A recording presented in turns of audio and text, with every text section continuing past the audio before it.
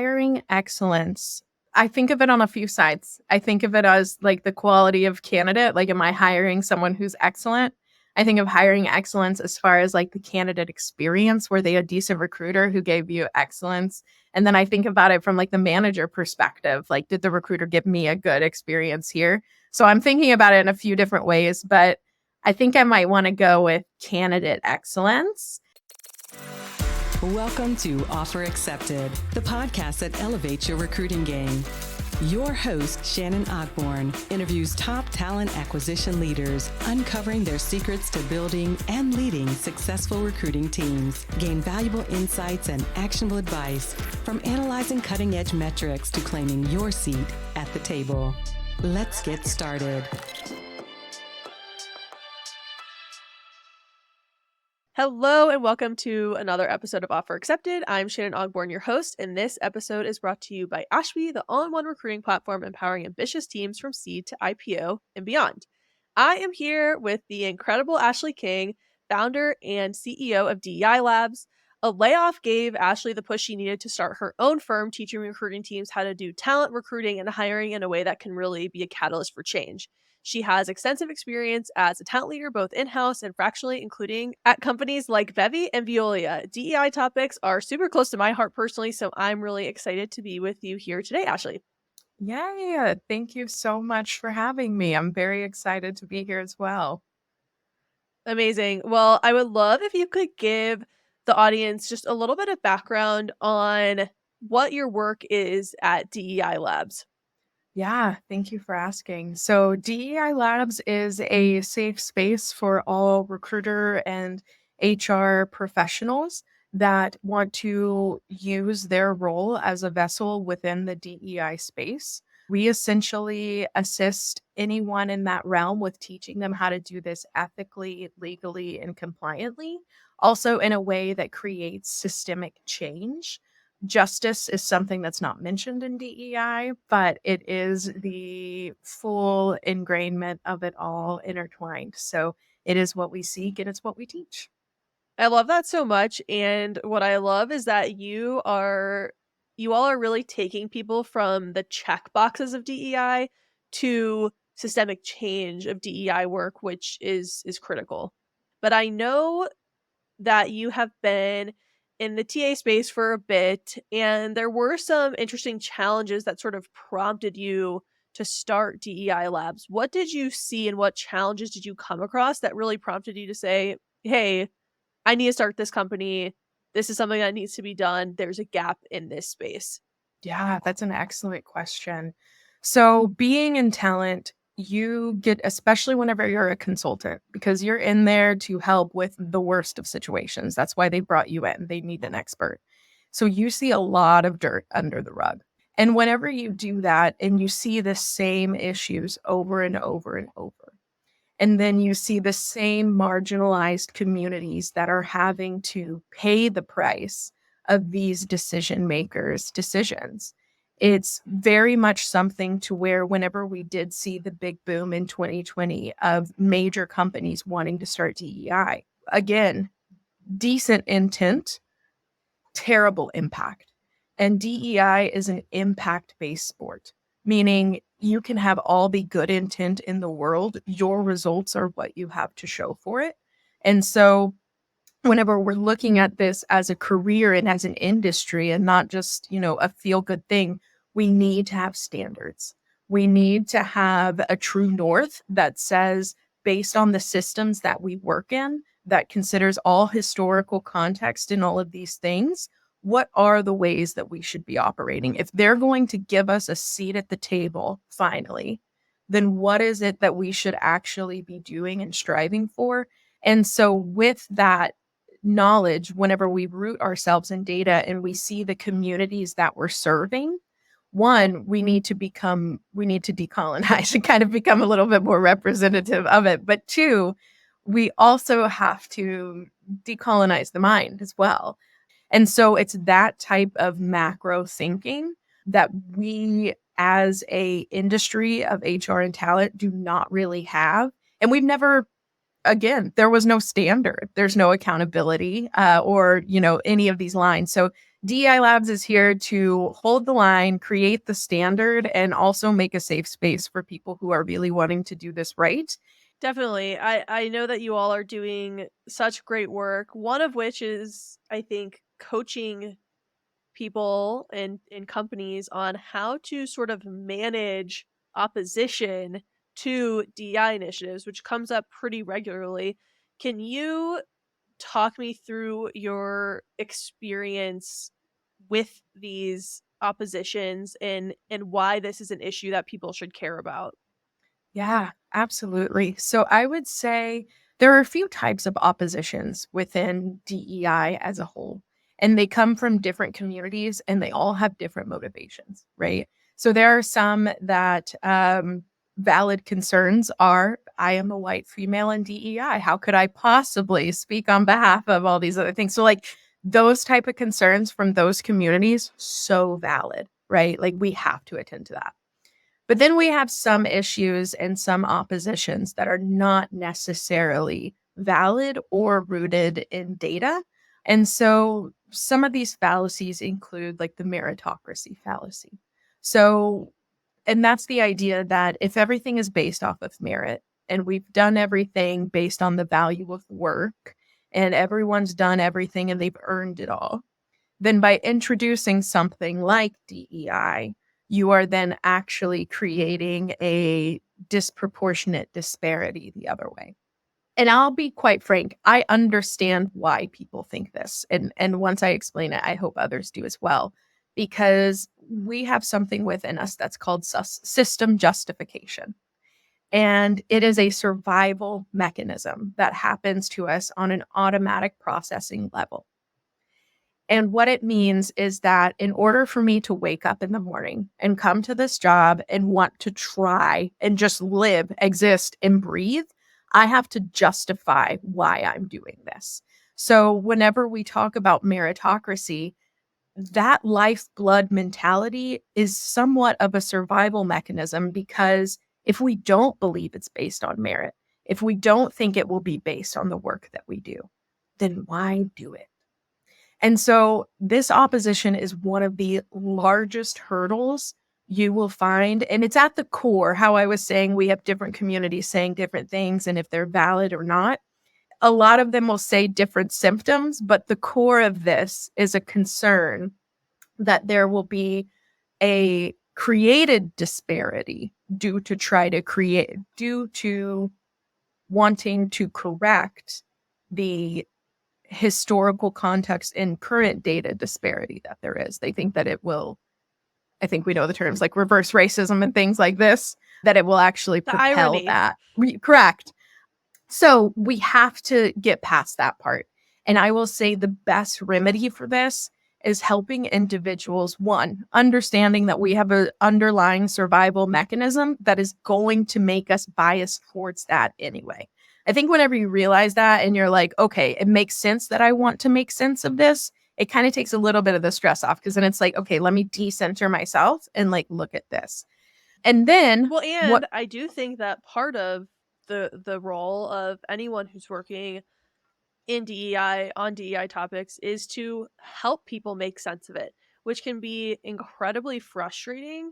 But at the same time, it's really important to bring people along for the journey, because you're going to get the best results that way, I found.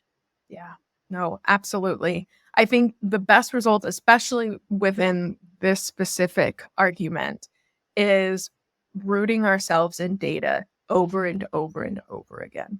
And so if there's, for the people listening, if there's anything that I could help teach whenever it comes to the ideology of meritocracy, it is this. The reason that we need DEI is because there is historical marginalization that has created a modern day disparity that still has statistical significance on those communities today. So the more intersections we look at, just the more we can see numerically and quantifiably that there is a disparity. And so whenever people talk about DEI and they're like, why is it here? It is significantly because there is still something to be said about the numbers and the data of what the reality is that these people are living in, whether, the people taking this training view that or not, it's still occurring. Yeah, so the meritocracy piece, I feel like is sort of the implied opposition. Like, I don't want to compromise the quality of my team and hires and things like that. And so that's kind of the implied side. What about people who are more on the explicit side of like, I just don't think it's necessary? Yeah, that's a great question. To be honest, this is going to sound really silly. I actually appreciate those people more. And this is why. One, I will say at DEI Labs, we don't do forced trainings. We even make them sign like, I'm electing to do this because we don't want to make environments where people are coming to want to learn and we're bringing in violence of individuals who want nothing to do with it. And I will say how you just said, like, I'll take diversity, but I won't compromise quality. Those individuals are actually the most dangerous.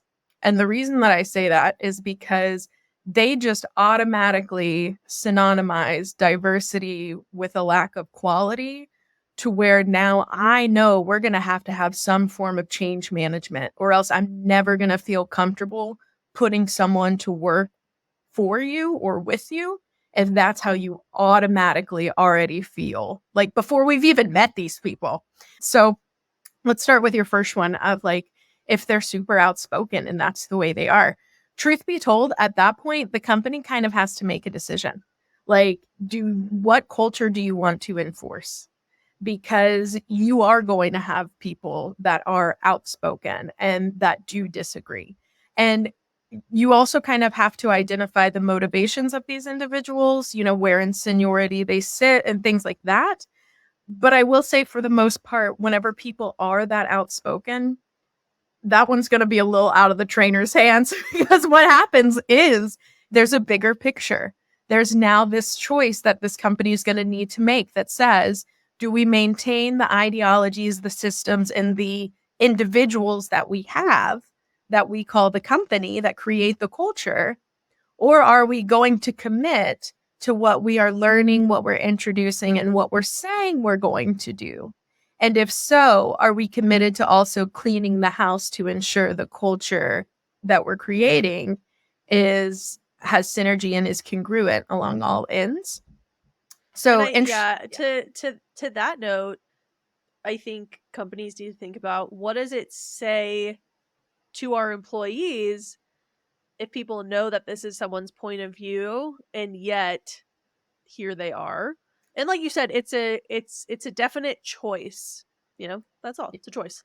100%. And I will say, this is something that I've seen, and I'm going to say it out loud, and it doesn't make any sense, but I've even seen it to where these individuals who were out would get a promotion, not even, and not because they spoke out, but because they started having conflict with the org, and the org was like, we don't want to lose you, and just threw some money and a title at them. But what they're thinking of, we need to prevent, attrition or the loss of this role. But what they aren't thinking about is what they just told the rest of this company and everything that they just said with one move. And I am a firm believer that whenever people show you who they are, believe them, believe them, believe them, believe them for your sake and for your protection. So how does this tie? So that's kind of at the company level, right? Like, that's an executive choice. As an individual recruiter, as a recruiting leader, because that's who we have here, recruiting leaders, IC recruiters. What can they do in these contexts of opposition? Oh, yeah. So listen, y'all. We are recruiters. We are the foot soldiers. We are the ones who are going to get this stuff done. If I can say anything to the recruiter and HR people, now that I just said if I could say anything before, I want to say something new. And that is this. And it is, your role has more power than you probably know. I would say 70% or more of Americans have someone within HR, talent, recruitment, whatever admin title you want to put on it, that is, someone that negotiated their salary, someone that decided their seniority was deemed this title. And so, although it is your day to day, and you may think, oop, I got to get this filled because I'm in staffing and I need to hit this quota, or oop, this job's been open for a while and I work corporate and my time to fill is taking too long. And so what we have to go through is quite a bit of undoing, because whenever you want to have these conversations with managers and you want to engage with them on how we should be more equitable, you're also going to have to explain that the reason why we have to have this conversation is because up until point, it's been 70 cents to every dollar. Thus, you kind of have to be able to pull out the incongruencies to create the motivation for them to want to go towards this. And within that, you're going to have your self-work too, right? As a recruiter and as an HR professional, where you're going to have to say, I'm not only willing to hold the line, but I'm willing to get educated on how to do it the right way and have intellectual dialogue with individuals who do hold that executive power whenever those bad people come into place and are real outspoken. So that way we can have this type of change development in the org. So I say all this to say that recruiters and HR professionals, you are some of the most important pieces in this, because you are who we call at the labs the responsibilityers. So we have people who are accountable, which is your business. They will be held accountable. But as far as whose responsibility this is to do it right, that's us. And so we have to do this right, because the only people we are hurting are the citizens who don't own businesses, the citizens who aren't execs, who aren't multi-millions. We're hurting us, the working class. So it's something that once we know how to do it right, we will heavily be a force to be reckoned with. To think of the idea that the people listening on here can single-handedly change the wealth gap in America if they so wanted. We saw it in 2020 whenever everything started going remote and people started shifting jobs, and everyone's like, the salaries are out the wazoo. It's because people got to start naming their price, and people in HR couldn't say no because the working class demanded something, and we do it. So it's something to be said about, we are going to have to create the demand for this, but also just as recruiters in HR, just holding that line and being ready for when they are there so we can do this the right way. So a lot of people hear these things, right? They hear the words, they hear the concepts, but they're sitting here wondering, okay, now what? What do I do with these words? What do I do with these concepts? What are some of the things that people could tactically take away that would help them create this systemic change? Yeah. So the first thing that I would say is we have to challenge your awareness, right? So what are you aware of? So now that I've shared the tidbit of whenever people talk about diversity and lack of quality synonymously, that provides us knowledge of an undertone. So the number one thing that I would say recruiters and HR people could take with them today is start looking around for the undertones in your environment, with your managers, with whomever you're working with. Listen to the words of what they're actually saying. Whenever they talk about diversity, are they talking like diversity is a quota and not humans? Are they talking about diversity like it is synonymous with lack of quality? These are symptoms and signs that will show you where the gaps are. But the first thing you have to do in order to even understand the gaps, to learn what they are so you can combat them, you have to be aware of them.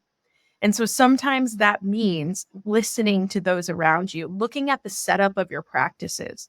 If I was someone with only one arm and we have a tech writing test, is there a way for me to be able to do this on the laptop with this accommodation set? If it's something to where in your interview you do a live reading prompt and I have dyslexia and it may take me extra time, will I be judged and assessed differently even though my work product could still be that I'm delivering in this interview one of the best. So it's tiny things like that where once you've identified the undertones of how they talk with you, someone who's maybe not in these different marginalized communities, it will let you know what those candidates you're sending to them will be treated like. And you have to protect that spot. You have to. So becoming aware, looking around, searching for undertones is the very, very first step to be able to see what needs assessing, how to do it, and how do we combat it. 100%. I really do believe that recruiters are the protector of the candidate. It doesn't always immediately benefit a business, so I think people sometimes feel less inclined to take that route. But at the end of the day, this is a human to human function, and as much as we as recruiting people want people to treat us as human and kindly, we should be providing that same treatment to our candidates. But one thing that just sort of popped into my head, because you had mentioned earlier, like really relying on data. Like if I were going into my ATS, if I were going into my BI tool and I was to say, here are some of the reports that can really inform me and tell me if there's adverse impact happening, what would those be? That's going to be the funnel fallout rates, because at every target where there's something, that's where the 360 needs to come around, because it could be any reason why there's fallout. It could be the assessment itself. It could be the assessor. It could be the time limit. And so that's where, if we're seeing disparate impact in the data, now we've got to see what's causing that and how do we create strategic scaffolding around it to ensure that that doesn't happen twice. And that should be happening. Those type of debriefs hopefully should be happening at the end of every requisition. You want to make sure that you're always on the ball, that there was no disparate impact. What is it called? A retrospective is what we used to call it. But yeah, I would say if you can look at any of the rates to search for your disparities, look at those pass-through rates and see where people are falling off en masse and why. Mm-hmm. Yeah, the data only tells you so much, right? So if you're looking at a pass-through rate table and you're like, okay, we have a certain demographic area dropping off significantly in, let's just say, like the homework or like the assessment phase. So that tells us the where, but it doesn't, to your point, it doesn't tell us the why. And so people need to do a lot of digging and internal researching to figure that out. My other favorite report, actually, my favorite by my favorite, I mean, I think very informative. It sometimes doesn't give results that are make you jump for joy. But when you look at individual assessors, to your point, how their scores break down for demographic groups, it can be very telling. And I think the important piece is, you know, we shouldn't immediately jump to a specific conclusion. We have no idea. Maybe all of those candidates also scored badly elsewhere. Like, we don't know those things. But we do want to make sure that there's no adverse impact, and we really want to be able to coach the assessors on biases, because I think there are a lot of people who are willing to learn and can overcome it, but it needs to be evaluated and it needs to be discussed. Oh, yeah. And I will say you are exactly right. The data gives us the backbone. It does not give us the story. And I think that that's something, especially since this is Ashby's like reporting, it's so significant for recruiters and HR people to be able to decipher that. One example that I always provide is, Arizona, hear me out here. Arizona has the highest rates of death of lung cancer. If you hear that, what is the typical deduction that we would deduce from that? We would probably say like they may have bad air, and so that's why I was going to say they have a lot of smokers. Lots of smokers. There's so many reasons, like, right? Yeah. We can think of so many different variables. But what it actually is, and so you look at it and you're like, oh, there's something going on with Arizona. What actually it is they actually have the cleanest air. And so a lot of people who have lung cancer actually move there to live out the rest of their lives and then pass. So it skews the data. And I use this example all the time because it's very easy to look at data sets and be like, this correlation created that causation. When in reality, if you're not looking at the macro scale and doing those root cause analysis at each, decision-making area in the funnel, you could get to where you're creating strategic scaffolding for things that don't even need it. Arizona's air is so clean. Like that, the solution for that would not have helped anything. So it's something to keep in mind too, that whenever you are reading this data, that's a one-part story. It's a great guide. It won't lie to you as long as you have good data hygiene, asterisk. But it is something that you're still going to have to do some quick maths of qualitative data of like, what's the story around this? 100%. Well, I would love to zoom out and take a big step back. We at Ashby talk a lot about hiring excellence, and we always like to hear from people. When you hear hiring excellence, like what does that mean to you in the context of the work that you've done? Yeah. Hiring excellence. I think of it on a few sides. I think of it as like the quality of candidate. Like, am I hiring someone who's excellent?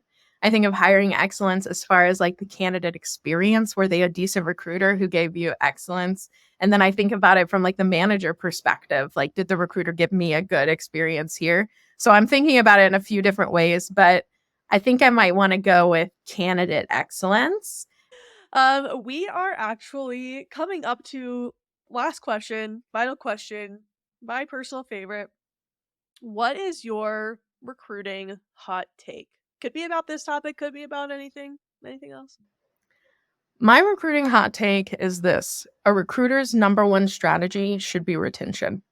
Whenever you live with that moral code and moral compass, you do not cut corners because you understand that for the sake of the business and specifically for the sake of that individual, this is much more than just, you getting a fill.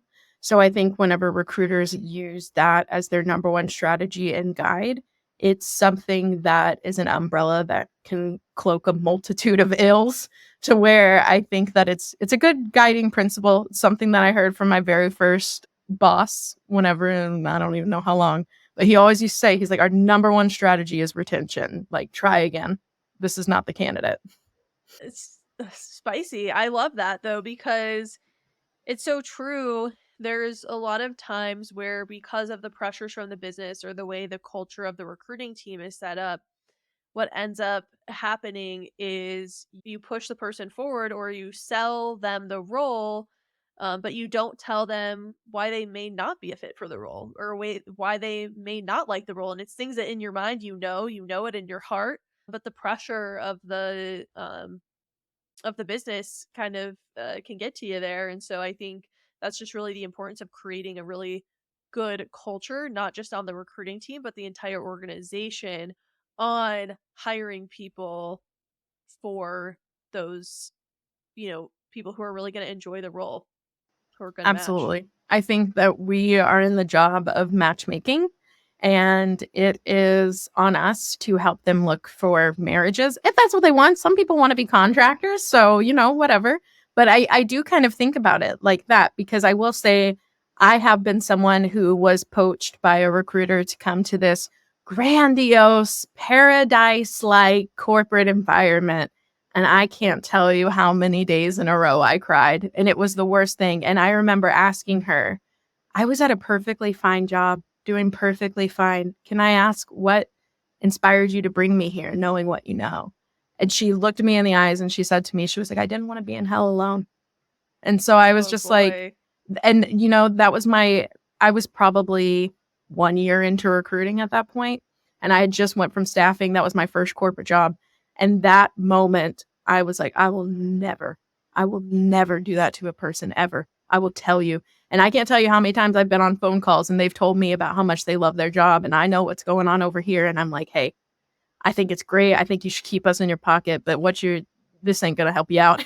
That's going to take you a few steps backwards, make you do the work you're not interested in and you've just moved from. So yeah, just keep that in mind, y'all. We are the people on the other end. If it was you, if it was your kid, if it was your parent, whomever, let's just grow in empathy today.